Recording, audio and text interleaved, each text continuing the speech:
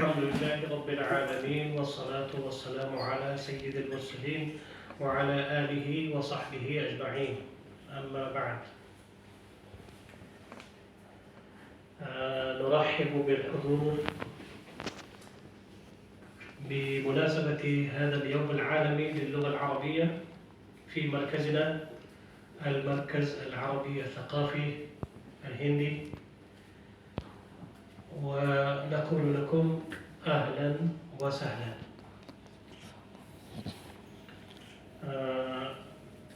On this occasion, as we already announced, that we are going to speak on the importance of Arabic, and the topic I am going to speak is Arabic through the prism of Arab society and culture. First of all, I would like to say some words about the importance of the Arabic language. The things you already know, but I have put them in brief. Arabic is one of the 6 UN languages. It is the oldest living language in the world. There are many other classical languages which are living today, but they were dead and they were revived like Hebrew. But the Arabic is from the day one, it is the living language and is widely spoken even nowadays, the same language. The oldest sample of this language go back to almost 1700 years ago. We have many famous poets of Arabic in pre-Islamic era and also some orators. So we find some samples from the poetry and the oratory. Those are still understood by the readers of Arabic. It is the most widely spoken language in the Semitic languages family. This is known to you.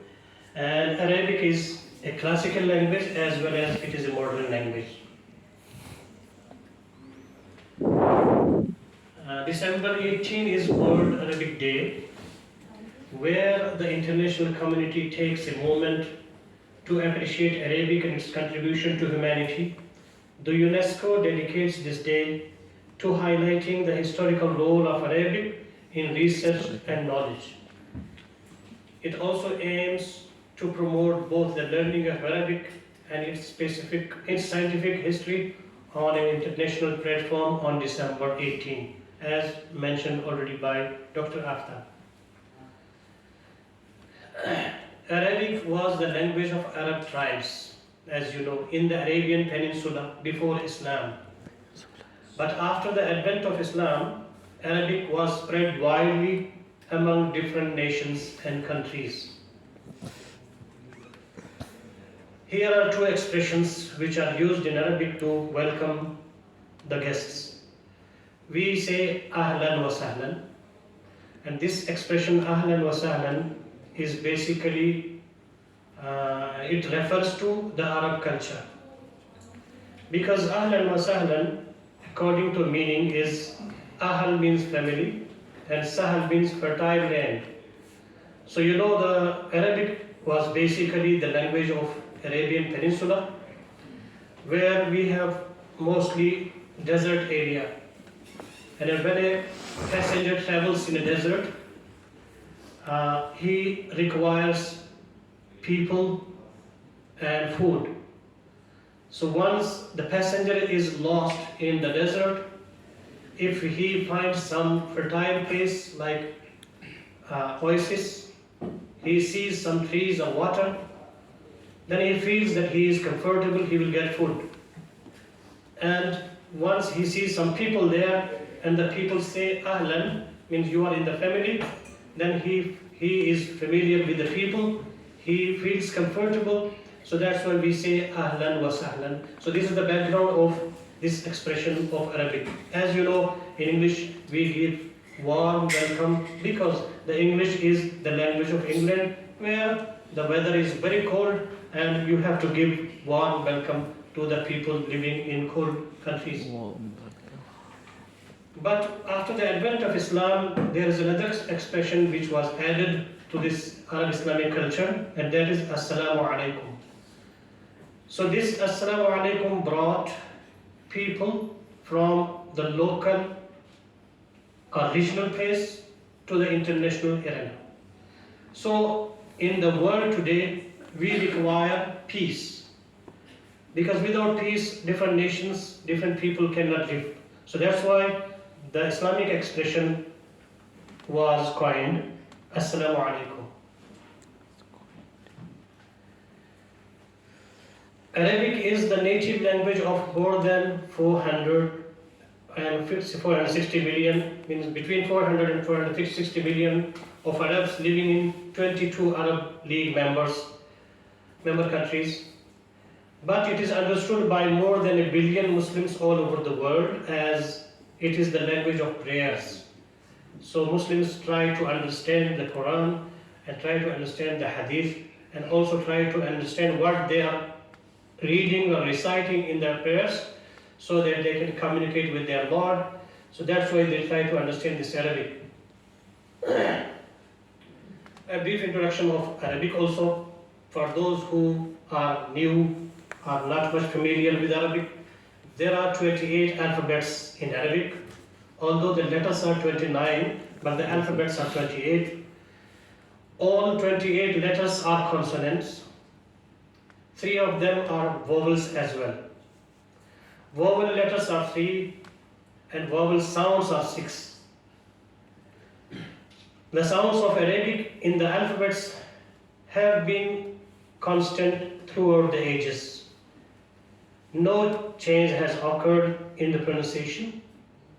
Like, for example, in India, we have places where people cannot pronounce S. Instead of that, they pronounce Sha. I have a friend, while studying in Delhi University, he was from Bhagalpur. He was not able to pronounce Sa. So he used to pronounce Sha all the time.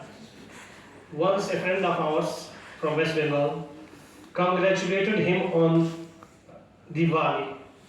So the fellow said, "Happy Diwali, Mukhtar Bhai." He replied, "Shame to you."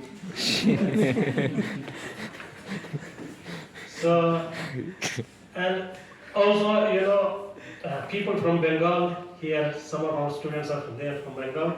I had a student who studied in a madrasa for a longer period. Then he joined Jamia Millia in BA, finished his MA, completed PhD under my supervision. He is professor in Calcutta University. Throughout his study here, he used to say Jamia Millia Islamia. So I used to tell him, say Jamia, don't say Jamia. He said, I am saying Jamia. And there is also one joke that there was a famous poet from Muradabad. His name was Jalil Muradabadi. There was an Umsiya Shahriya in Calcutta, yani Mushaira, poetic recitation, and the announcer was from West Bengal. So the fellow was afraid because his name was Jalil Muradabadi, and Bengali people pronounce Ja as Za. So he went to the announcer and gave him a paper. When you invite me, please, this is my name. Assalamu alaikum, welcome. So when the announcer announced, so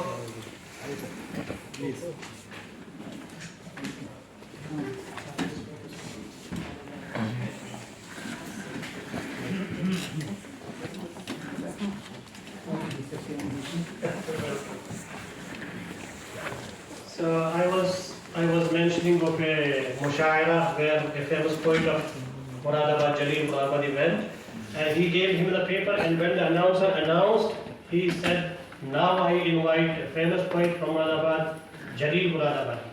His name was, he pronounced rightly. So the friends of poet later asked him, "How did you manage him to say your proper name or your name properly?" He said, I wrote in the paper Jalil Muradabadi. So these are the consonants. There are the consonants in Arabic. No change in the consonants in the pronunciation. The Arabs pronounce them very well. What is the reason? There are reasons which we think that basic reason is the Holy Quran, but other scholars who don't believe in Quran, they say this is the tendency of conservatism among the Arabs. So I have written both things here. This is Makharij al-Huruf. Makharij means, as you know, places of articulation.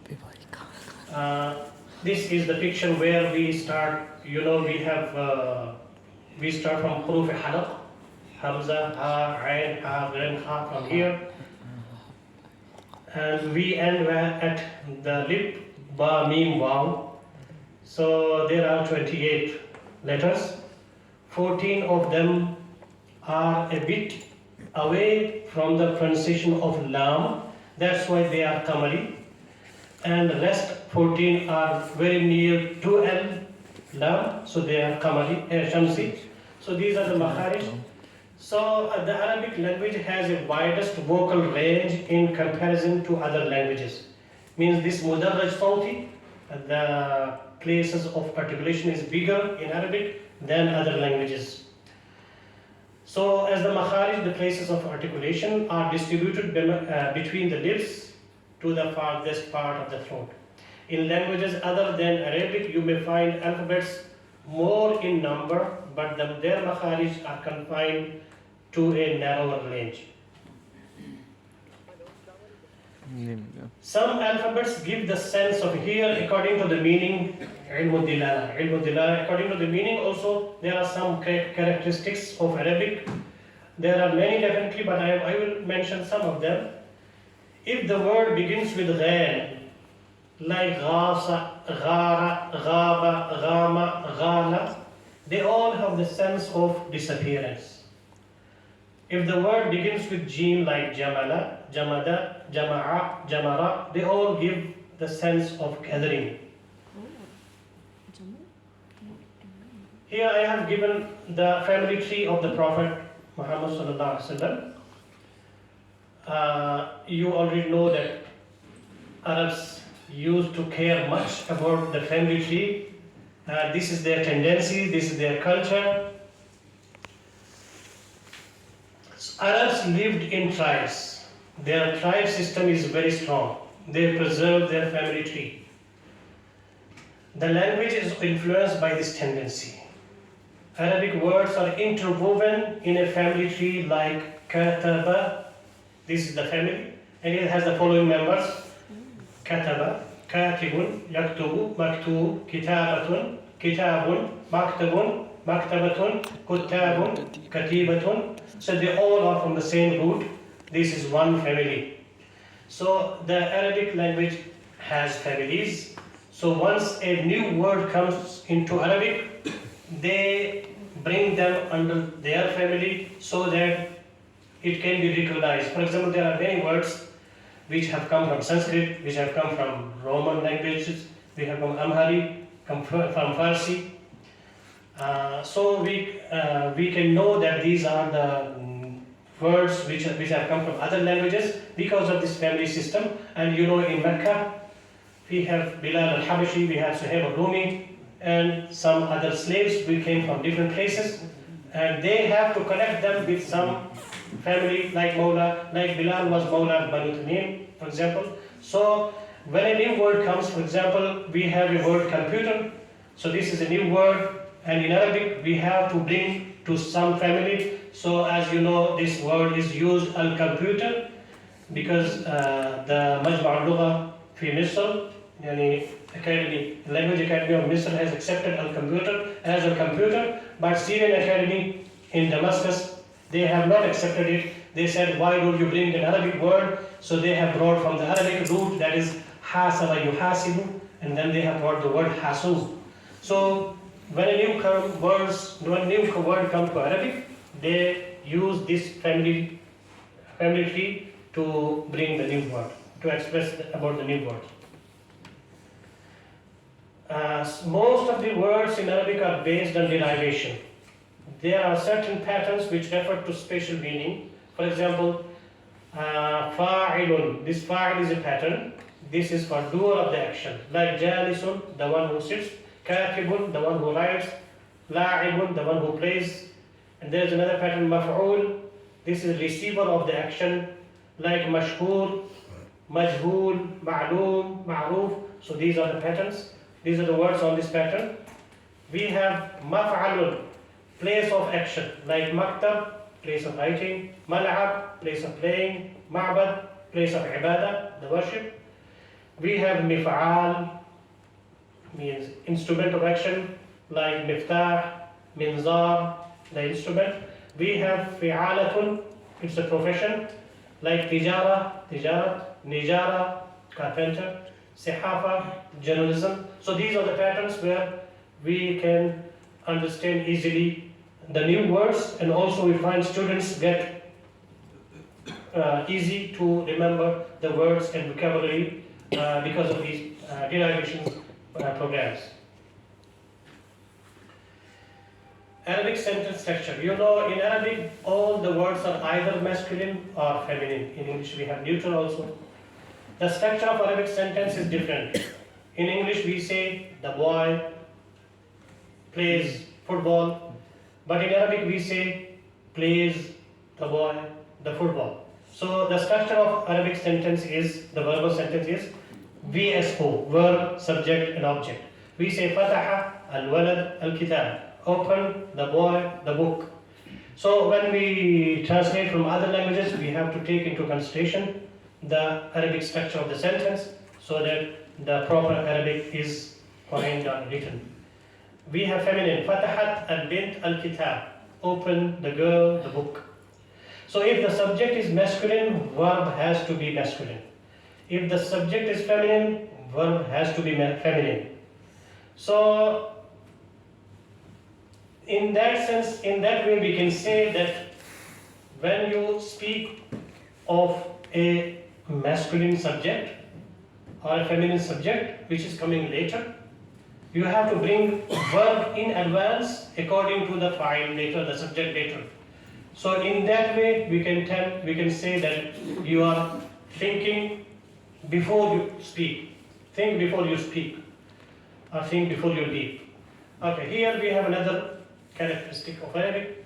The vocabulary in Arabic is abundant, rather than 120 million, in 12 lakh. And each synonym has a new meaning. There is no animal, inanimate object or plant but that has many names and attributes, which indicates the richness of this wonderful language. Sorrow has multiple expressions, and for the last day, for example, more than 80 names as mentioned by Ibn al-Qayyim, each of which has a reason and a meaning specific to it. And this is what we do not find in most other languages. Arabic is comprehensive. Although the vocabulary of the common use in Arabic is very small in comparison with the actual vocabulary of the Arabic language, it is quite enough to express human needs, experiences, thoughts, sciences, arts, literature. Rather, it covered the tributaries of world civilizations and sciences that were unknown to Arabs. You know, in the period when Muslims and Arabs ruled from Baghdad or from Spain, so they used the Arabic language, and Arabic was enough expressive of the advancement of sciences. Here I will mention what the girls have recited before you. Hafiz Ibrahim has rightly said, وَسِعْتُ كِتَابَ اللَّهِ لَفْظًا وَغَايَةً وَمَا ضِقْتُ عَنْ آيٍ بِهِ وَعِضَافِي فكيف أضيق اليوم عن وصف آلة وتنسيق أسماء لمخترعاتي أنا البحر في أحشاء الدر كامن فهل سأل الغواص عن صدفاتي. I have not translated it. Quran is the most authentic source in Arabic language and literature. Allah the Almighty has promised in the Holy Book that He will take care of His words. So the Quran is safe, and the saved from any changes. Since the book is safe, since the book is revealed in Arabic, the Arabic language also was saved forever. You know, there are many heavenly books revealed in different languages. The books were changed because Allah has not promised them to be safe. But for the Quran, Allah has said, "Inna nahnu nazzalna dhikra wa inna lahu lahafizun." So He has promised the Quran to be saved. So since the Quran is in Arabic, the Arabic language is also saved. In the Arab world, there are many people who want Ammiya, the local languages, to spread over. They want, some of them even don't want Arabic Fusha. But whatever happens, Arabic Fusha, Arabic standard language remains there. Even those who challenge Arabic language, that it should not be used, they even write in Fusha, in the standard language, like Taha Hussain, like Shalabi, like many other people. They try to say that Arabic Fusha standard language should not be there, the colloquial language should be there, but they even wrote themselves in Arabic standard language. So this Arabic language is the language of future, because Quran will remain till future, so the language will also remain. Quran is the word of Allah. It is not the book written by Muhammad, definitely. All the prophets were given miracles. Quran is the miracle given to Muhammad. Quran challenged Arabs to compose some verses like those of Quran. You know that. Arabs were famous in poetry and oratory. Some of them even tried but failed. Arab non-believers also accepted the supremacy of the Quran. Is Arabic the language of future?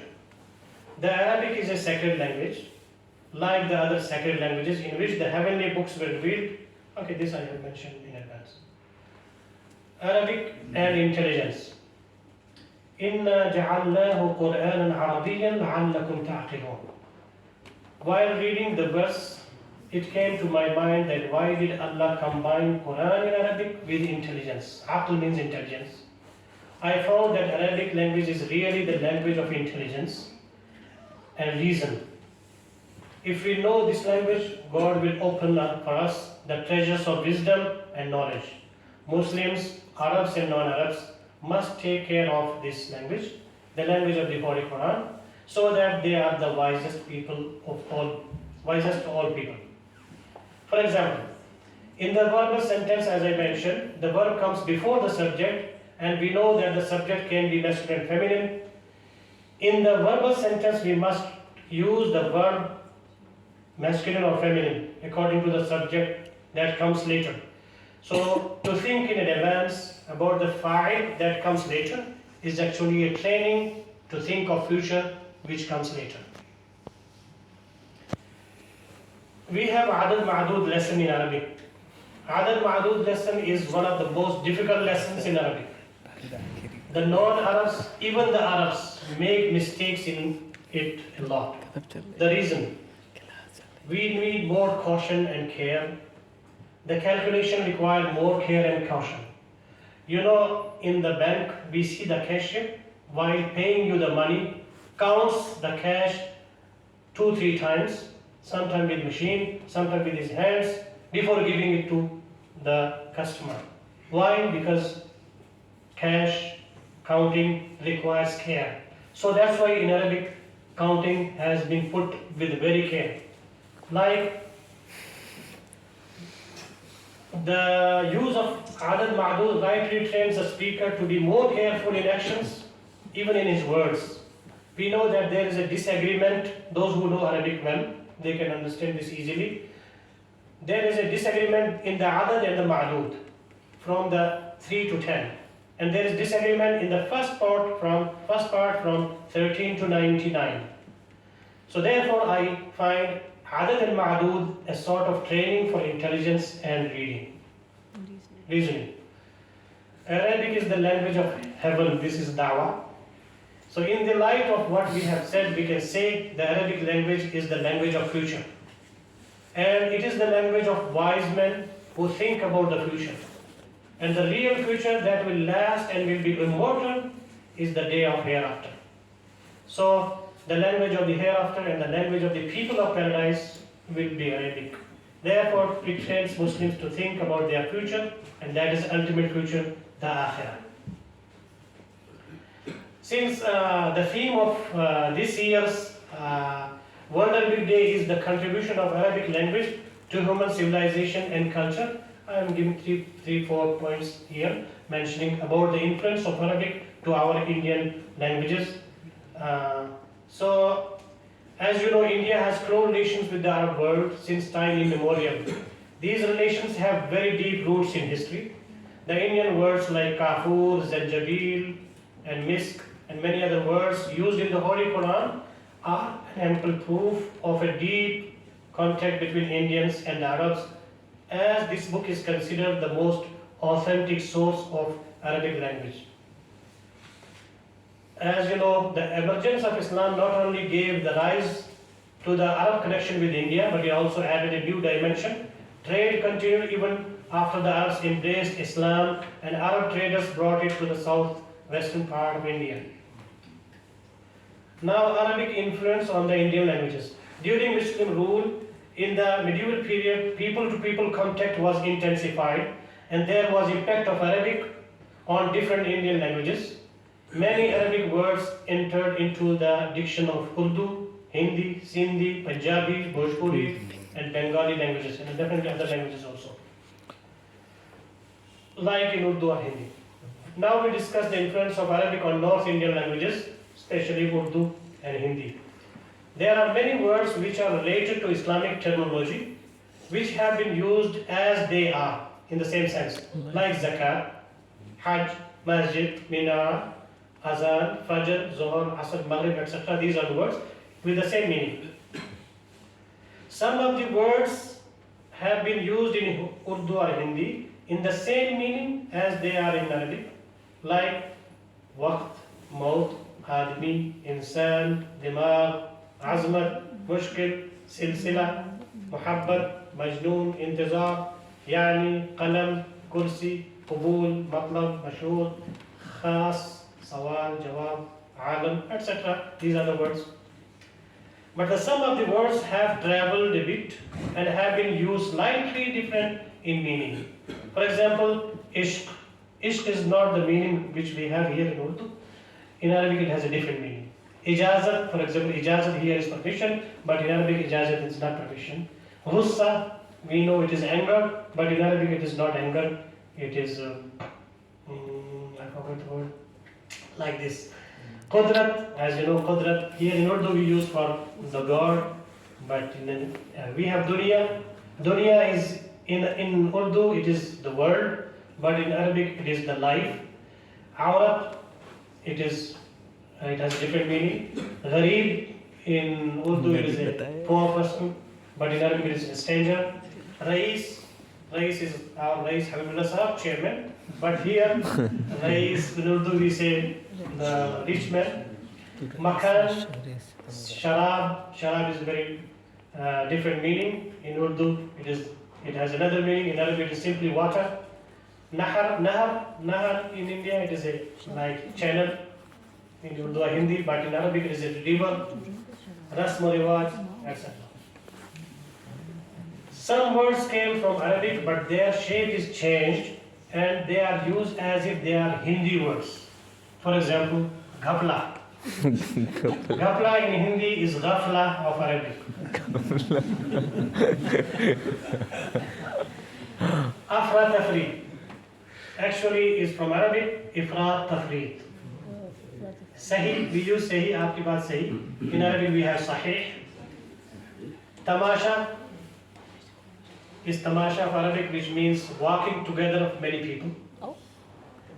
Asman, in Arabic we say as-sama. Hawai jahaz, in Urdu we say hawai jahaz for the airplane. Hawai jahaz and jahaz, both are Arabic words. We have a word jackass. So, you know, a friend of ours, Abdullah Khatam from Kuwait, he mentioned that in Kuwait we use the word jackass because the word has come from Bombay to Kuwait, and basically the word is Arabic jakhaz. Jakhaz is Arabic word, same meaning, but the pronunciation has been changed in Maharashtra, for example, Bombay, they use jackass. Same word shifted to Arab word again, and it is jackass is also used there. So this is the interconnection.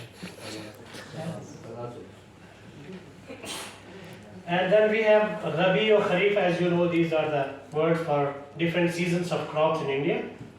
With, I think in Hindi also we use the same words. Usually in different languages the harf conjunction is not borrowed, but in Urdu, Hindi we have some influence also here. For example, the word lekin is used for but, albatta is used for although, lihaza is used for therefore, and zara, in Arabic we say darratun, but in Urdu, Hindi we say zara. Zara means little. Okay, in the light of above mentioned deliberations, it is highly lucid that the Arabic and Indian languages have been connected for centuries, and they still and will play a major role in connecting the people of both the regions, Arabia and India. Here I am. Thank you very much for the hearing.